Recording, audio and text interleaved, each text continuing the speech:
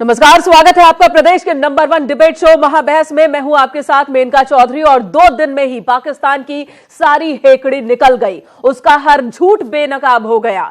F-16 को लेकर जो झूठ पाकिस्तान ने दुनिया के सामने परोसने की कोशिश की थी, उसका सच भी भारत की तीनों सेनाओं के प्रमुख ने मीडिया के माध्यम से सामने ला दिया। दूसरी तरफ पाकिस्तान भारत के विंग कमांडर अभिनंदन को भारत को सौंपने को मजबूर हुआ है। खुद पाक पीएम इमरान खान ने अपने संसद में संयुक्त सत्र में यह जानकारी दी और साथ ही भारत से फिर बातचीत की पेशकश भी की। लेकिन इस बार भारत पाकिस्तान की नापाक साजिश का शिकार नहीं होगा, यह संदेश पीएम नरेंद्र मोदी ने दे दिया है। कहा अभी एक पायलट प्रोजेक्ट पूरा हुआ है। यह रिपोर्ट देखिए, फिर भारत पाकिस्तान के बीच मौजूदा हालात और आगे की संभावनाओं पर करेंगे महाबहस। हमारा लड़ाई जो है टेररिज्म के साथ है, तो जब तक पाकिस्तान जो है इसको इस तरह से सपोर्ट करता रहेगा, हम उनके जितने भी टेररिस्ट कैंप और जितने भी उसके ट्रेनिंग एरियाज हैं उनको हम टारगेट करने के लिए तैयार हैं। इस बार सबका हिसाब होगा, हिसाब पूरा होगा। हिंदुस्तान का पायलट हमने पकड़ा हुआ है। हम एज ए पीस जेस्टर हम उसको कल रिहा करने लगे हैं। हिंदुस्तान को आतंक के आगोश में आंख दिखाने वाला आतंकिस्तान अब अपनी औकात पर आ गया है। शाम होते होते एक सुकून भरी खबर आई, विंग कमांडर अभिनंदन पाक से आजाद होकर कल देश की आबो हवा में सांस लेंगे। आप तो लेबोरेटरी में जिंदगी गुजारने वाले लोग हैं और आप में एक पहले पायलट प्रोजेक्ट करने की परंपरा होती है और पायलट प्रोजेक्ट होने के बाद स्केलेबल किया जाता है। तो अभी एक पायलट प्रोजेक्ट हो गया।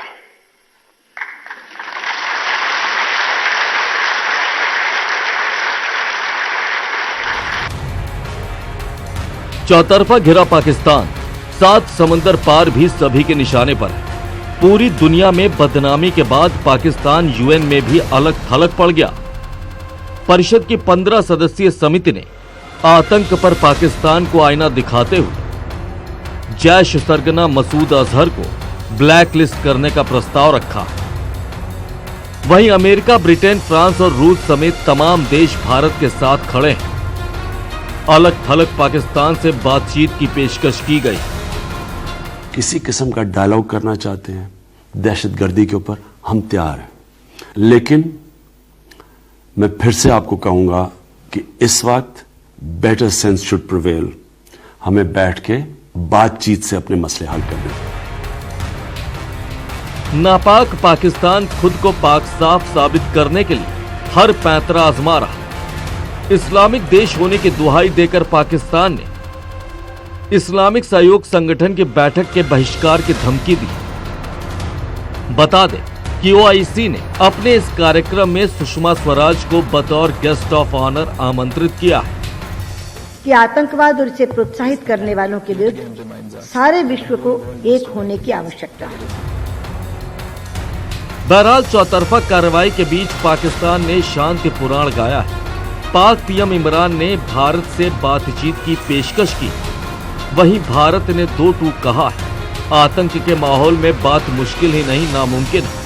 सवाल यह है कि क्या कार्रवाई से पाकिस्तान को शांति याद आई? Bureau report, news 18।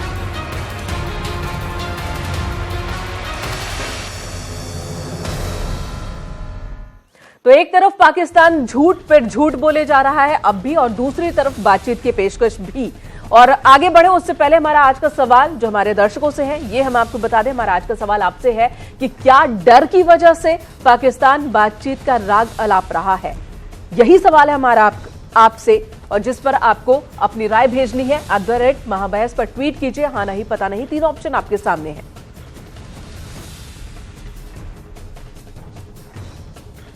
चलिए पैनल के पास चलते हैं। इस वक्त हमारे साथ स्टूडियो में मौजूद हैं अमिताभ अग्निहोत्री, एग्जीक्यूटिव एडिटर। हमारे साथ मेहमान स्टूडियो में मौजूद हैं आलोक अवस्थी हैं, प्रवक्ता बीजेपी। हमारे साथ मौजूद हैं एक्सपर्ट सिद्धि श्री, प्रवक्ता कांग्रेस।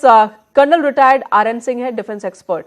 आप सभी का बहुत बहुत स्वागत है। सबसे पहले अमिताभ जी आपके पास, पाकिस्तान एक तरफ कहता है कि हम बातचीत की पेशकश कर रहे हैं, विंग कमांडर को रिहा करने की बात भी कह दी पाक प्रधानमंत्री ने, लेकिन हमारे यहां सेना ने साबित कर दिया कि अब तक F-16 को लेकर वो झूठ कहता रहा है, कई मसले पर झूठ कहता रहा। तो एक तरफ झूठ और दूसरी तरफ बातचीत की पेशकश, कैसे चलेगा ये? मुझे लगता है कि कल की महाबहस के बाद जब हम आज महाबहस कर रहे हैं तो दो तीन चीजें नई हुई हैं जिन पर चर्चा केंद्रित होनी चाहिए। पाकिस्तान ने कहा कि हम विंग कमांडर अभिनंदन को कल रिहा कर देंगे, भारत भेज देंगे। मियां इमरान खान ने क्लेम किया पाक असेंबली, नेशनल असेंबली में कि हम ये शांति के प्रति सद्भाव व्यक्त कर रहे हैं। भारत ने उसका उत्तर दिया, इमरान खान साहब, ये सद्भाव शांति के लिए नहीं है, ये जिनेवा कन्वेंशन की बाध्यता है जिस पर देश, दुनिया के 179 देशों के दस्तखत हैं। और ये वही जिनेवा कन्वेंशन है जिसने आपके 99,000 सैनिकों की जान बख्श दी थी 71 में। नहीं तो 99,000 सैनिक युद्धबंदी हुए थे आपके। एक दूसरी महत्वपूर्ण चीज जो आज भारत ने की, वो उसने आरंभ से ही साफ कर दिया जब वहां के विदेश मंत्री ने कहा कि अभिनंदन की रिहाई पर हम गौर कर रहे हैं, और बाद में इमरान खान बोले, तो भारतीय इस्टेब्लिशमेंट ने यह साफ कर दिया, अभिनंदन, विंग कमांडर अभिनंदन पाकिस्तान के साथ बातचीत में किसी डील का मोहरा नहीं हो सकते। अभिनंदन को तो हम ले ही आएंगे, ये कांधार पार्ट 2 नहीं हो सकता कि हॉस्टेज बनाकर विमान के निर्दोष यात्रियों को, यह रुवैया पार्ट 2 नहीं हो सकता। मुफ्ती मोहम्मद साहब की बेटी, यह बड़ा बदलाव था भारत के व्यवहार में। और तीसरी महत्वपूर्ण बात, आज जो शाम को हम लोग जब इस शो की तैयारी कर रहे थे, उस वक्त जब भारत की सेना के तीनों अंगों के वरिष्ठ अधिकारियों ने सामने आकर अपना रुख रखा, उसमें मुझे दो तीन बातें जरूर महत्वपूर्ण लगी। पूरे देश ने वो प्रेस कॉन्फ्रेंस सुनी है, मच अवेटेड प्रेस कॉन्फ्रेंस थी, देश उसकी प्रतीक्षा कर रहा था और देश से ज्यादा पाकिस्तान उसकी प्रतीक्षा कर रहा था। और दुनिया की बड़ी ताकतें भी ये देखना चाहती थी कि देखिए भारत ऑफिशियली क्या कहता है। उसमें तीन बातें बड़ी महत्वपूर्ण हैं। एक, पाकिस्तान ने ये जो छद्म शांति का राग अलापा और ये मैसेज देने की कोशिश की कि भाई हम तो देखो बड़े निरीह हैं और हम तो कह रहे भाई आओ बैठ के गले लग लो। भारत ने साफ किया कि आपके यहां जितने भी टेररिस्ट आउटफिट्स हैं, उनके शिविर हैं, उनको नेस्तनाबूद करने तक हमारा अभियान जारी रहेगा। पहली चीज तो ये जो उन्होंने पाकिस्तान को स्पष्ट की भारत ने आज शाम को। और ये प्रेस कॉन्फ्रेंस इसलिए ज्यादा महत्वपूर्ण है क्योंकि ये प्रधानमंत्री के साथ कैबिनेट कमेटी ऑन सिक्योरिटीज की बैठक के बाद प्रेस कॉन्फ्रेंस हुई है। यानी ये सेना और राजनीतिक नेतृत्व दोनों का संयुक्त वक्तव्य माना जा सकता है। दूसरी बात, भारतीय सेना ने अपना यह केस बहुत दमदारी से, बहुत कुशलता से, पुख्ता प्रमाणों के साथ विश्व के सामने रख दिया कि पाकिस्तान ने 27 फरवरी को हिंदुस्तानी वायु सीमा का अतिक्रमण किया। न केवल अतिक्रमण किया, युद्धक विमान F-16 के जरिए अतिक्रमण किया और उस युद्धक विमान में जिसको हमने मार गिराया, आपने जो टारगेट फीड किया था वो भारत के सैन्य प्रतिष्ठान थे। यानी यह भारत के विरुद्ध युद्ध की श्रेणी में आने वाला अपराध है। यह सेना ने आज स्टेब्लिश कर दिया, इतने साक्ष्य दिखा दिए। और अगर यह युद्ध है, भारत के खिलाफ युद्ध का अपराध किया आपने, तो उसके परिणाम अभी आप पर उधार हैं। मामला खत्म नहीं हुआ, फुल एंड फाइनल सेटलमेंट नहीं हुआ, अभी तो केवल झांकी है, पूरी फिल्म तो बाकी है। और तीसरी महत्वपूर्ण बात आज प्रधानमंत्री ने कही, अभिनंदन के कल रिलीज होने के ऐलान के बाद उनके शब्द तो बहुत सीमित हैं, लेकिन उनका अर्थ बहुत दूर तक जाता है। उन्होंने कहा अभी अभी एक पायलट प्रोजेक्ट, अगर मैं उनके शब्द सही से याद करके दोहरा पाऊं तो, अभी अभी एक पायलट प्रोजेक्ट पूरा हुआ है, लेकिन रियल ये पायलट प्रोजेक्ट था, रियल करना अभी बाकी है। मुझे लगता है इससे साफ संदेश पाकिस्तान को और कुछ नहीं जा सकता। सिंह साहब, एक सैन्य अधिकारी की नजर से, समझ से आप इन सारे घटनाक्रमों को जो आज बहुत तेजी से घटे, कैसे मान देखते हैं और कैसे उसका आकलन करते हैं?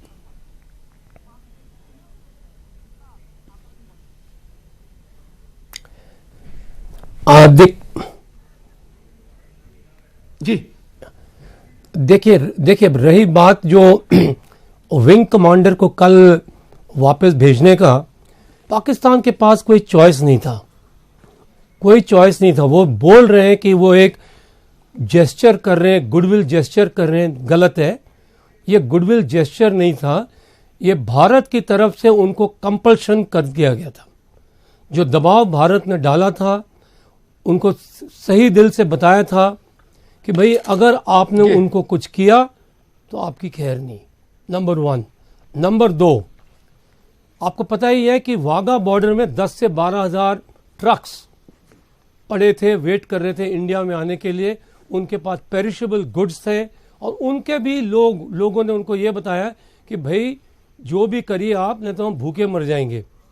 तीसरा, कच्छ स्टॉक इंडेक्स में करीब 1200 पॉइंट से उनका स्टॉक का वैल्यू गिरा हुआ है। बात यह भी थी कि अगर भारतीय सेना ने एक ब्लॉकेड कर दिया तो पाकिस्तान में बचेगा क्या? बिना लड़ाई के ही वो मरेगा। उनके पास कोई चारा नहीं था कि विंग कमांडर को वापस सही सलामत भेजें। नंबर 1। नंबर 2, इस बार भारत ने अपना निश्चय अटल करके उनको क्लियर टर्म्स में बताया है कि भाई विंग कमांडर अभिनंदन के बारे में कोई डील नहीं होगा, उसे तो आपने भेजना ही होगा। नहीं भेजेंगे तो और कार्रवाई करेंगे, और उसके भेजने के बाद भी इट इज नेसेसरी नहीं है कि हम आपसे बातचीत करेंगे। हम आपसे बातचीत तब तक नहीं करेंगे जब तक आप अपने 50-55 जो टेररिस्ट कैंप है उनको तोड़ेंगे नहीं, और न खाली तोड़ेंगे, आप उसका हमको सबूत देंगे। ये सब बातें जब उनके दिमाग में या पाकिस्तान के गवर्नमेंट के पास हमें समझ में आया, तो उन्होंने डिसाइड किया कि नहीं भाई, तरीका है सिंह बचाने का और कोई आनंद सिंह साहब एक जी ठीक है। सिंह साहब, एक बहुत सरल सवाल पूछता हूं और बिल्कुल कॉमन मैन की भाषा में समझाइएगा, संक्षेप में, जो गांव का आदमी भी समझे। ये ट्रेलर है, पिक्चर अभी बाकी है?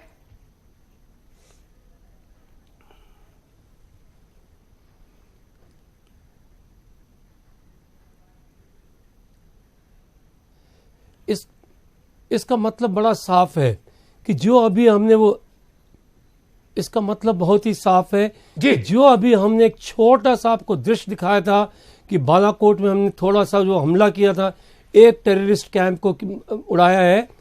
अब बच के रहिए, अगर आप अब सुधार नहीं लाते अपने रवैया में तो उसका नतीजा बहुत ही बुरा होगा। उसके लिए हम लोग तैयार हैं, और हो सकता है हम घुस के बहावलपुर तक जाएंगे, आपके जैश के हेडक्वार्टर तक तो उड़ा देंगे। ये एक सीधा साधा वार्निंग है। बिल्कुल बिल्कुल ठीक बात है। और पाकिस्तान ने जिस दिन हम लोगों, भारत ने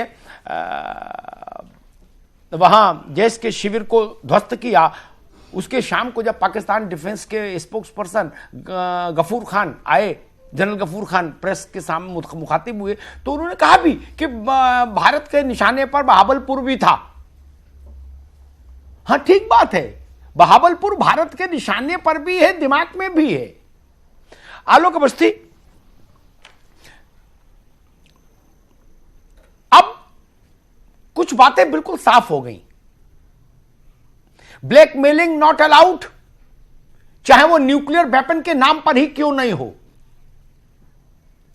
किसी भारत के व्यक्ति को पकड़कर आप अपनी कस्टडी में ले ले, उसके नाम पर ब्लैकमेलिंग करें, यह पुराना हथकंडा भी नहीं चलेगा। आतंकवादी शिविर बंद करने होंगे, आप बंद नहीं करेंगे तो हम डिसमेंटल करेंगे। आलोक जी, ये 3 बातें साफ हो गई। अमिताभ जी, देश इस समय एक सशक्त नेतृत्व के उसमें चल रहा है। मैं अभिनंदन करता हूं प्रधानमंत्री मोदी जी का। एक बेहतर युद्ध नीति, एक बेहतर विदेश नीति, एक बेहतर कूटनीति और एक बेहतर रणनीति का नतीजा है कि हमारे जो नायक है विंग कमांडर अभिनंदन, कल उनका देश एक बड़े रूप में उनका अभिनंदन करेगा, जिन्होंने एक MiG-21 से F-16 जैसे जहाज को गिराया। पाकिस्तान पहली बार विश्व के सामने रोया है। आज तक पाकिस्तान हमेशा धमकाता आया था कि हमारे पास न्यूक्लियर बम है और भारत को इस तरह की कोई हरकत करेगा तो हम बम का इस्तेमाल करेंगे, वी आर न्यूक्लियर स्टेट, वो हमेशा ये बात कहता था। हताशा में घिरा हुआ पाकिस्तान, डरा हुआ पाकिस्तान, उसके प्रधानमंत्री के इतने सारे बयान कि मैं तो फोन कर रहा हूं नरेंद्र मोदी जी को बात करने के लिए, लेकिन मेरी बात नहीं हो पा रही है। आखिर पाकिस्तान वहां पे कोल्ड ड्रॉप की समस्या है क्या? क्या है? देशों के प्रधानमंत्री बात करना चाहें तब तो सिग्नल दुरुस्त रहते हैं। आलोक जी, अमिताभ जी, क्या है कि जब भारत ने नीति जब अपनी बनाई है विदेश नीति, वो अब आक्रामक है और पाकिस्तान के हौसले क्यों पस्त हुए? अब भारत वो भारत नहीं रह गया, अब वो पलट के जवाब देता है।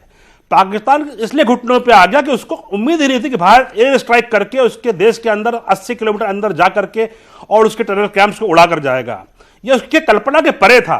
वो तो सोचता था कि भारत जो है सीमा के ऊपर जो है कुछ हरकत करेगा या 5-7 किलोमीटर जा करके कुछ कर लेगा, लेकिन उसके टेरिटरी के अंदर 100 किलोमीटर के घेरे में जाकर मार करना पाकिस्तान को मालूम पड़ गया है कि अब उसके पास कोई भी बचने का छुपने का साधन नहीं है। भारत का नेतृत्व बहुत ही स्ट्रांग विल में है। आपने देखा होगा 50 दुनिया के बड़े देशों ने पाकिस्तान की निंदा करी है, यहां तक यूएन में, FATF में और OIC में हर जगह पाकिस्तान की थू-थू हुई है, उसको कहीं समर्थन नहीं मिला। तो पाकिस्तान को चेत जाना चाहिए। जो 1000 कट्स की जो उसकी एक नीति थी कि हम भारत को सीधा युद्ध में तो नहीं हरा सकते, लेकिन हम 1000 कट्स देंगे, लेकिन अब भारत 1000 कट्स के जवाब भी जो है बड़ा जवाब देने वाला है। अब तो अपने मल्लम पट्टी का मामला बन रहा है। मैं सिद्धेश्वरी के पास जाऊं उससे पहले 2 बातें मुझे याद आती हैं, उनका उल्लेख मुझे लगता है कि रोचक रहेगा।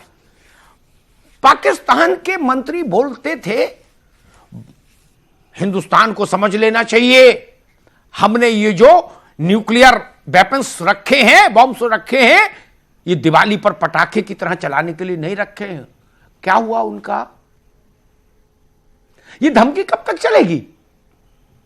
20 साल भारत ने इसी धमकी में गुजार दिए और दुनिया के चौधरियों ने भी इसी धमकी को लेकर समझाइश दी कि अरे भाई छोड़ो, न्यूक्लियर पावर है दोनों, लड़के क्या मिलेगा। एक और दूसरा, पाकिस्तान नेशनल असेंबली में मैं एक वहां के मेंबर ऑफ पार्लियामेंट को सुन रहा था जिस दिन भारत ने बालाकोट में ऑपरेशन किया। उनने बड़ी अच्छी बात कही तो दुख में, लेकिन हमको लगा कि हाँ ये आदमी ईमानदार है, कम से कम ये इमरान खान की तरह 2 चेहरे लेके नहीं चल रहा। उसने कहा कि अजी हमारी तो मुल्क की इज्जत लुट गई आधी रात। ये स्वीकारोक्ति मुझे ठीक लगी। पाकिस्तान की नेशनल असेंबली में उन्हीं का सांसद कह रहा है कि हमारे मुल्क की इज्जत चली गई। ठीक बात है, ये समझ आपको आ जाएगी तो हो सकता है आप देर सवेर अपने आचरण में भी सुधार कर ले। सिद्धेश्वरी, एक इस बहस का जो एक क्रम है उसी से जुड़ा एक सवाल मेरे जहन में आया। मैं हैरान हूं, ये चुनाव की बहस नहीं, ये भाजपा के किसी अभियान की बहस नहीं, कांग्रेस के किसी अभियान की बहस नहीं, भाई मोदी जी मंदिर क्यों गए, राहुल जी मंदिर क्यों नहीं गए, राहुल जी क्यों गए, मोदी जी क्यों नहीं गए, ऐसा कोई चर्चा तो हो नहीं। चर्चा थी पाकिस्तान भारत। मैं देख रहा हूं पिछले 3-4-5 दिनों से उत्तर प्रदेश के कांग्रेस तो आ रही है बहस में, लेकिन बाकी जो प्रमुख दल हैं उन्होंने इस बहस में आने बंद कर दिया। मैं समझ ही नहीं पा रहा। बताइए, भारत के लिए बहस है, भारत के मंच पर बहस है, भारत के लोगों के द्वारा है, फिर इससे भी परहेज। ऐसे समय में भारत एक चेहरा एक स्वर नहीं दिखना चाहिए?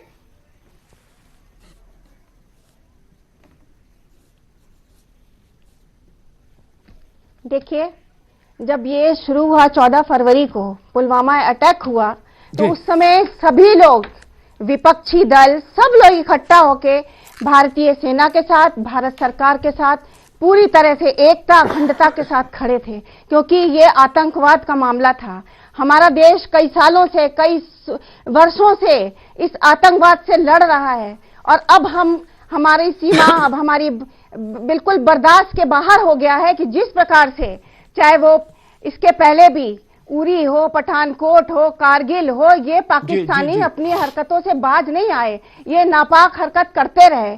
कल भी इन्होंने ये संघर्ष विराम का, इन लोग ने संघर्ष विराम का इन्होंने वायलेशन किया कल, तो जिस प्रकार से F-16 के द्वारा, तो ये इनकी हरकत से बाज नहीं आने वाले। या आतंकवादी जो इनकी जो इंडस्ट्री खोल रखी है इन्होंने, जो फैक्ट्री चला रहे हैं, ये एक बहुत ही दुर्भाग्यपूर्ण है। इनको अब इस वक्त अंतर्राष्ट्रीय दबाव भी पड़ रहा है, अंतर्राष्ट्रीय छवि भी इनकी खराब हो रही है। इस प्रकार अगर इनको दबाव में ला करके, जिस प्रकार अभी हमारे पिछले दिनों ही 14 फरवरी के बाद ही इसको मोस्ट फेवर्ड नेशन का दर्जा हटाया गया, इनका हुक्का पानी बंद किया गया, बहुत सी चीजें इनके साथ की गई है। ये कमजोर है, इकोनॉमिकली वीक है, ये फेल है पूरी तरह से नेशन, लेकिन फिर भी ये अब दोहरा के ये बोलते हैं, फिर बाद में भी कहते हैं अमन शांति की बात करना है। आपको मालूम है 26/11 जब ये हुआ था, तो जी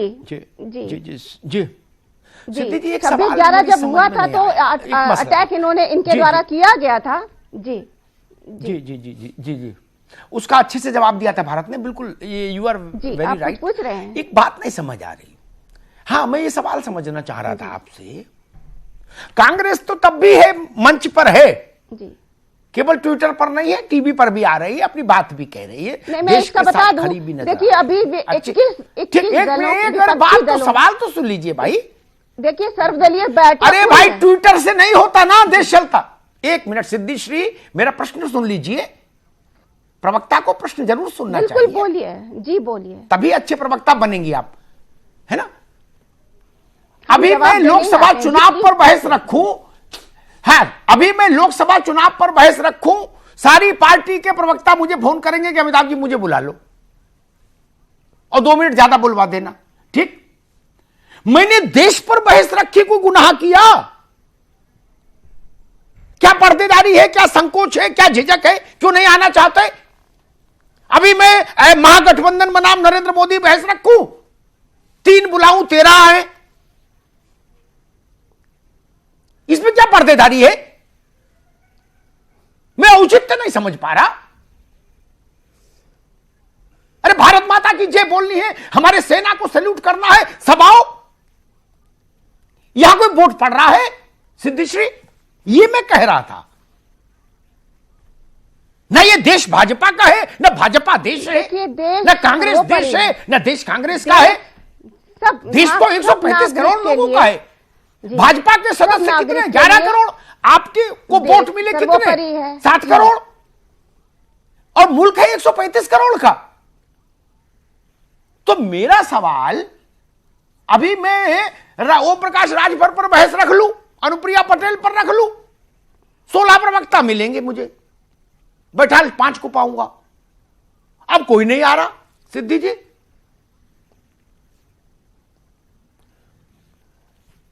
जी अमिताभ जी, देखिए हमारे लिए सबसे पहले देश है, देश की रक्षा सुरक्षा हमको पहले करनी है, उसके बाद दल आते हैं। तो कोई भी जो भी है यहाँ पे, हम भारत सरकार भी है, दल अच्छी बात कही आपने। मैं इस बात, बिल्कुल यही होना भी चाहिए, देश से बड़ा कोई नहीं। आलोक अवस्थी, आप मेरे साथ बहुत सारी बहसों में रहे हैं वर्षों से। पिछले 3-4 दिन से हम लोग सेना से संबंधित ही चर्चा कर रहे हैं, क्योंकि विश्व में भी आतंक को, मैं देख रहा हूं हमारे उत्तर प्रदेश के दोनों बड़े दल खड़ा है, और ये आतंक जो उत्तर प्रदेश में पिछले 15 सालों में शासन किए बारी बारी से, उन्होंने बिल्कुल दूरी बना ली। जैसे लग रहा है कि ये कोई युगांडा का सब्जेक्ट है जिस पर चर्चा चल रही है, उनकी रुचि नहीं। क्यों है पर्देदारी भाई? देखिए अमिताभ जी, ये बड़ी गंभीर बात है। जब देश की बात हो रही है तो वहां पे व्यक्तिगत हित, वहाँ पे धर्म की राजनीति या वहाँ जाति की राजनीति कहीं पीछे हो जाती है, क्योंकि जातिवाद और धर्म से बड़ा वाद होता है राष्ट्रवाद, और हम राष्ट्रवाद की बात कर रहे हैं। इस समय पूरे देश को एकजुट रहने की आवश्यकता है। मुझे हैरानी होती है, मैंने अभी भी मैं मीडिया के कुछ एक जर्नलिस्ट और कुछ स्वयंभू नेता अभी भी फीता लेके 56 इंच नापने की तैयारी कर रहे हैं कि 56 इंच दिखा दो। मुझे हैरानी होती है, उनको देश का जेस्चर ही समझ में नहीं आ रहा कि देश की जनता का मूड क्या है, जनता क्या चाह रही है। ये उससे कटे हुए लोग हैं जो खाली ट्विटर और फेसबुक और जो है अपने लेखों में, अपने ब्लॉग में बिजी हैं जी। तो सीधी सी बात यह है कि जनता जो चाह रही है, देश उसी तरीके से रिएक्ट कर रहा है, और देश ने और देश के नेतृत्व ने देश का सम्मान सुरक्षित रखा हुआ है। लेकिन ये दुखद है कि टीवी चैनलों पर जो राजनीतिक दलों के बीच एकता दिखनी चाहिए थी इस मुद्दे पर। अमिताभ जी ये बताइए, ये समझने की कोशिश कर रहे हैं, आज जो प्रेस कॉन्फ्रेंस सेना के तीनों विंग की ओर से की गई, सबूत रखे गए मीडिया के सामने, F-16 को लेकर पाकिस्तान ने झूठ बोला, मीडिया के सामने, पूरी दुनिया के सामने दिखाया भारत ने कि हाँ, पाकिस्तान ने अपने लड़ाकू विमान को भारत के सीमा के अंदर भेजा था, हमने मार गिराया। अब पाकिस्तान जो कुछ भी कहे अंतर्राष्ट्रीय स्तर पर, उसका कहीं भी कोई भी असर होगा। चीन भी शायद अब कुछ ना बोल पाए। देखिए, चीन का आपने उल्लेख किया, मैं पिछले 4 दिन से एक बात को दोहरा रहा हूं। पाकिस्तान के लिए मेरी बात से आनंद सिंह साहब बिल्कुल सहमत होंगे, सबसे बड़ा झटका यह था कि चाइना ने, वो चाहता था कि इंडिया के एक्ट को चाइना कंडेम कर दे। चाइना ने कंडेम नहीं किया। चाइना ने अपने ऑफिशियल स्टेटमेंट में कहा, आप दोनों मेरे दोस्त हो, शांति और संयम से काम लीजिए, आपस में बात कीजिए, ये बोला। और बोले इतिश्री रेवा खंडे पंचम अध्याय समाप्त, पंजीरी लो घर जाओ। पाकिस्तान के लिए एग्जिट रूट कोई बचा ही नहीं। अब क्या करेगा वो? वही मैं समझना चाह रहा हूं आनंद सिंह साहब। पाकिस्तान ने हमारे वायु सीमा का उल्लंघन किया, हमारे मिलिट्री बेस को टारगेट करने की कोशिश की। यह एस्टेब्लिश कर दिया भारत ने। यह एस्टेब्लिश करने के बाद यह लगभग युद्ध जैसा ही हो गया। आप किसी देश के मिलिट्री बेस को अगर अटैक करना चाहते हैं तो युद्ध है, यही युद्ध है। कर पाए नहीं कर पाए, यह छोटा मसला है। तो भारत के पास उस युद्ध की कार्रवाई के उत्तर देने का जो अधिकार है, उसका प्रयोग आप देख रहे हैं क्या निकट भविष्य में?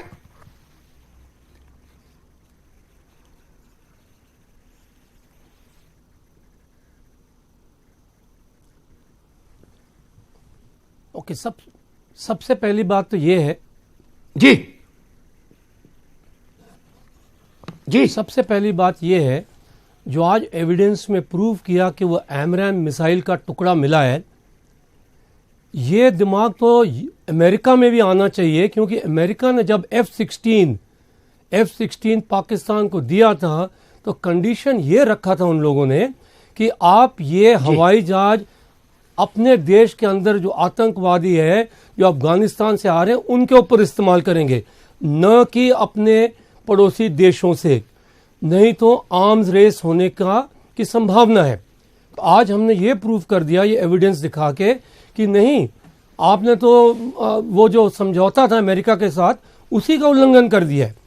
नंबर 2, जो वो लोग आके हमारे मिलिट्री टारगेट्स पे हमला करने की कोशिश कर रहे थे, नाकाम रहे, ये एक्ट ऑफ वॉर है। This is 100% an act of war.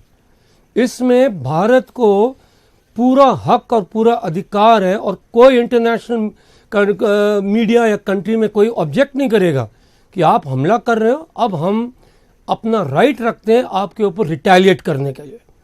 तीसरा, आपने देखा होगा कि आज के डेट पे वर्ल्ड ओपिनियन भारत के साथ है, वर्ल्ड प्रेशर है पाकिस्तान के ऊपर, हर एक जगह पाकिस्तान गलत साबित हुआ है। अब भारत को एक ही तरीका है कि जब तक ये आतंकवाद पूरा खत्म नहीं करेंगे, हमको इनके साथ बातचीत ही नहीं करनी चाहिए। ये मेरा मानना है।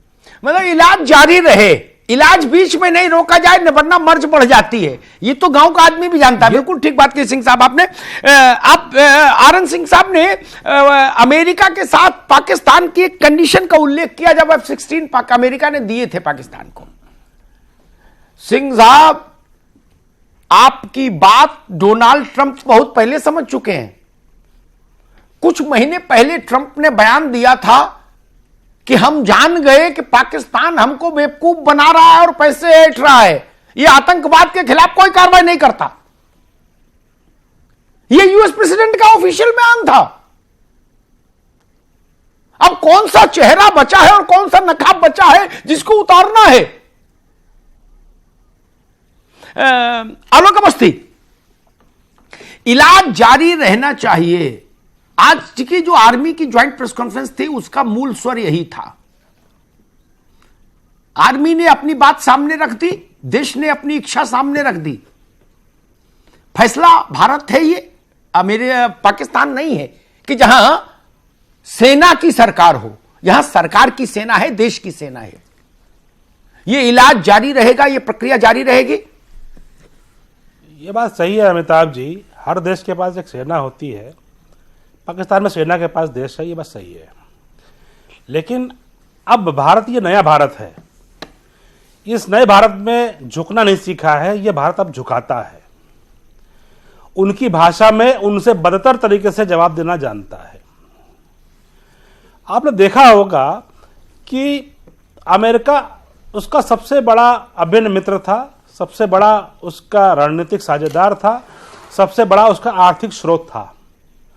भारत की कुशल विदेश नीति ने हमारे प्रधानमंत्री मोदी जी के नेतृत्व में जो बनी, सबसे पहले हमने उसका सबसे बड़ा जो समर्थक देश था उसको हमने उसके विरुद्ध किया।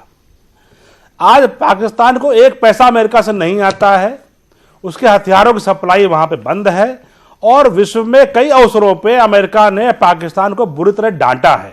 इससे बड़ी बेइज्जती किसी देश की नहीं हो सकती कि उसको अंतर्राष्ट्रीय वहां इज्जत बेइज्जती का मसला बहुत वर्षों पहले छूट चुका। अब तो डॉलर की भी वो दिगंबरी अवस्था में आ गए। अब क्या इज्जत क्या बेइज्जती। ठीक कह रहे हैं अमिताभ जी। तो अब मेरा यही कहना है कि जब उनका अब नया आका चाइना आया है, चाइना बड़ा समझदार है। उसको मालूम है कि भारत इस समय एक उभरती हुई बहुत बड़ी शक्ति है, उसके पूरे पीछे विश्व है। चाइना कभी खुल करके नहीं आएगा और हमने अभी इसको फॉरगिव नहीं किया है पाकिस्तान को।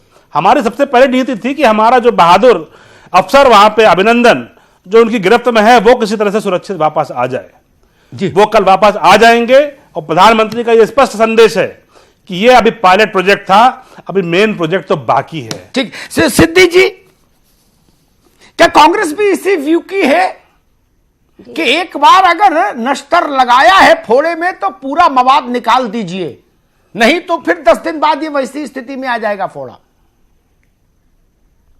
वंस फॉर ऑल सेटलमेंट होना चाहिए जी। देखिए, ये तो रोज रोज हमारे विमान फोड़ा ऐसे ऑपरेशन करें, ये ठीक नहीं।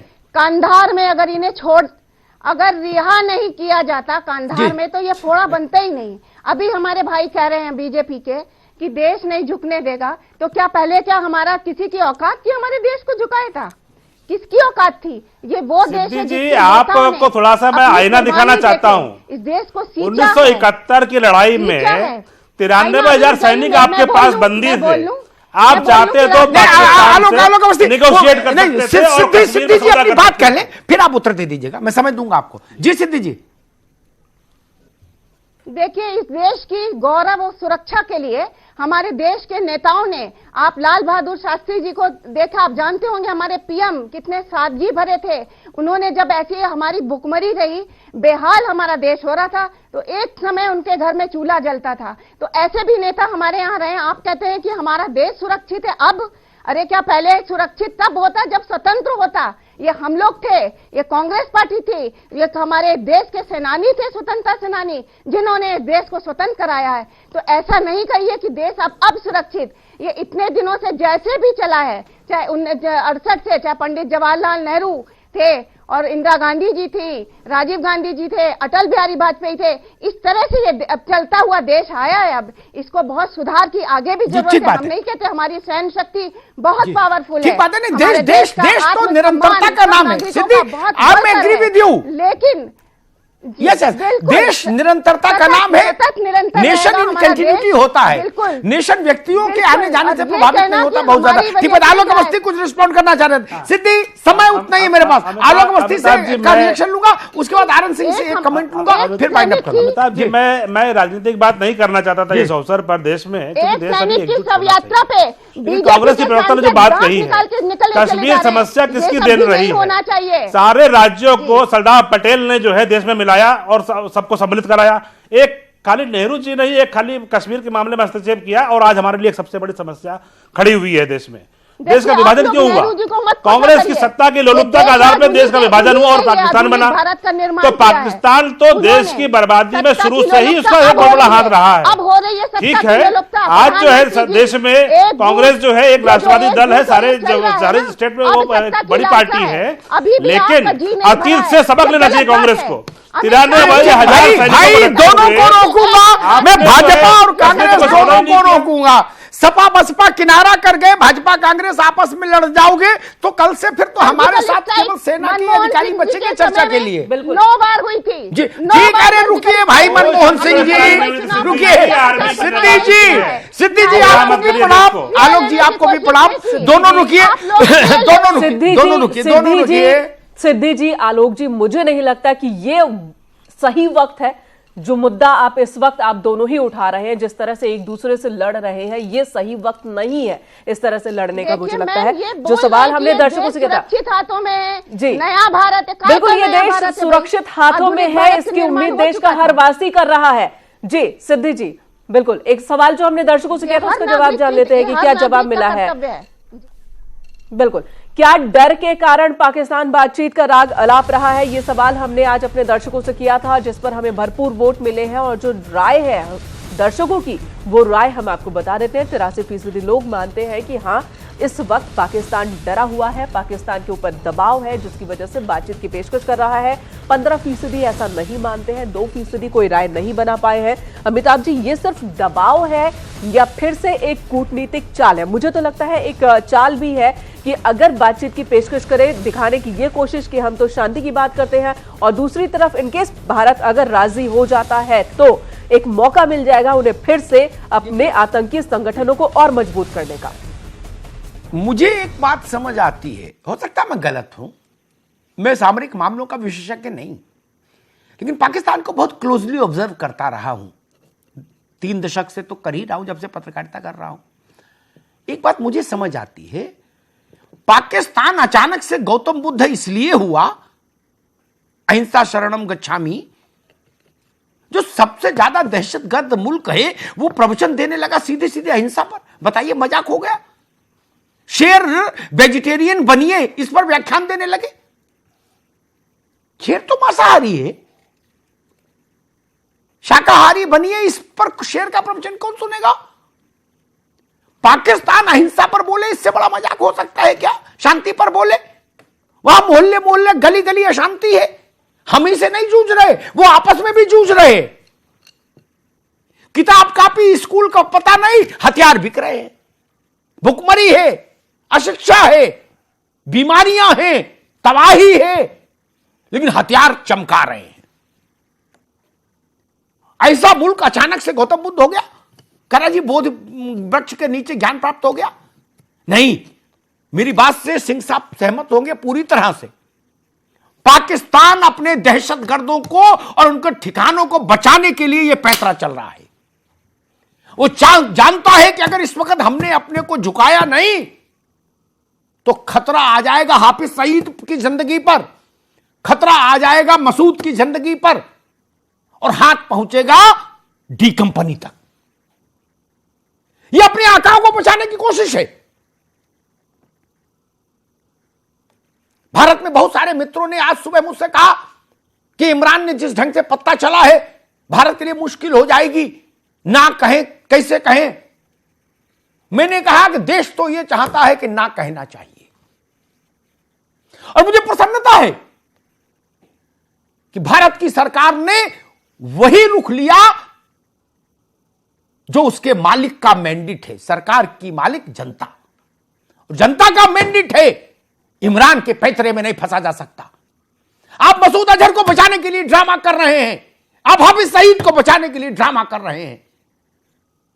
जो बात कर्नल साहब कह रहे थे, हम बालाकोट तक जा सकते हैं तो बहावलपुर तक क्यों नहीं, और बहावलपुर तक जा सकते हैं तो फिर रावलपिंडी क्यों नहीं?